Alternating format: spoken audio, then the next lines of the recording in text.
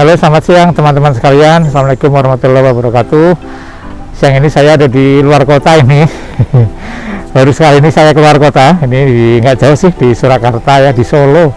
Tepatnya di UNS ini, Universitas Negeri Surakarta. Jadi kesempatan ada acara ujian, terus kesempatan saya jalan-jalan di Solo ini. Gitu teman-teman. Jadi tadi ada pertanyaan ini ke saya, bahkan baru tadi pertanyaannya. Jadi pertanyaannya adalah kalau orang yang ditransfusi, kan ada orang yang butuh transfusi trombosit, misalnya pada apa? Misalnya pada orang yang mengalami penyakit demam berdarah misalnya, dia akan butuh transfusi trombosit. Nah itu golongan darahnya harus sama apa enggak ya yang dicari gitu ya.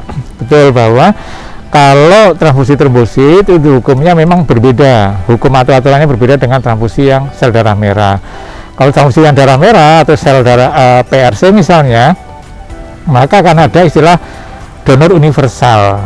Nah, tapi donor universal itu maksudnya apa? Maksudnya adalah donor yang bisa dipakai untuk diberikan kepada seluruh pasien dengan golongan apapun.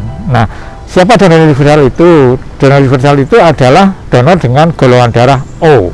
Begitu teman-teman, dari sistem ABO. Nah, kalau untuk pasien yang butuhnya trombosit, boleh enggak atau berlaku enggak donor universal? Jawabannya adalah tidak. Kenapa demikian? Ya, karena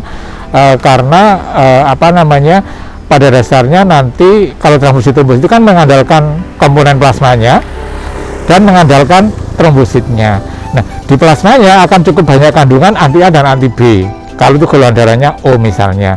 Tetapi di trombositnya memang tidak ada golongan darah, tidak ada antigennya, ABO-nya nggak ada karena golongannya adalah golongan darah O. Memang betul. Tapi di plasmanya, di antibodinya akan ada anti A dan anti B, dan biasanya transfusi trombosit juga akan butuh volume yang cukup besar. Sehingga apa? Sehingga kalau ada anti A atau ada anti B atau ada dua-duanya, maka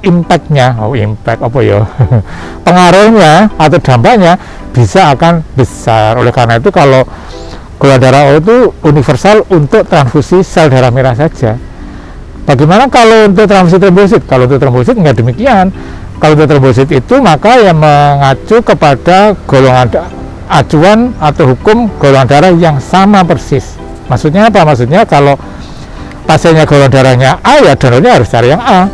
Pasiennya golongan darah B, ya pasiennya harus nyari donornya yang B juga. Jadi demikian juga kalau pasiennya golongan darahnya AB. Kenapa demikian? Ya, kunci jawabannya adalah kenapa demikian, karena ternyata teman-teman, kalau orang golongan darah A, dia akan punya namanya antigen. Antigen itu kayak protein khusus sebagai ciri gitu ya, namanya antigen A, itu golongan darah A. Nah, ternyata antigen A yang ada di permukaan eritrosit itu ternyata juga akan ada di permukaan trombosit teman-teman. Meskipun kan beda sel eritrosit sendiri, sel trombosit sendiri, tetapi ternyata antigen tadi, protein tadi yang ada di sel darah merahnya yang golongan darah A tadi misalnya, dia juga ada di trombositnya. Sehingga apa? Sehingga kalau diberikan pada pasien yang golongan darahnya misalnya B, maka akan berisiko. Kenapa? Karena pasiennya golongan darahnya B punya antibodi anti A, yang ini akan bisa bereaksi dengan trombosit yang ada antigen A nya tadi. Karena match gitu, terjadi reaksi,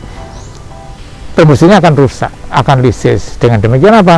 Dengan demikian transfusi yang kita inginkan tidak akan berhasil dengan baik. Itulah teman-teman kenapa ini hal sepele, hal singkat saja, tetapi mungkin menambah pengetahuan bagi teman-teman sekalian gitu ya teman-teman. Jadi makanya kalau ada seseorang dirawat dengan misalnya dengan diabetes dengan DBD, demam berdarah dengue seperti itu, maka kalau dia butuhnya trombosit, dia golongan darahnya B misalnya, pasti harus dicarikan donor trombosit juga yang golongan darahnya B, harus sama.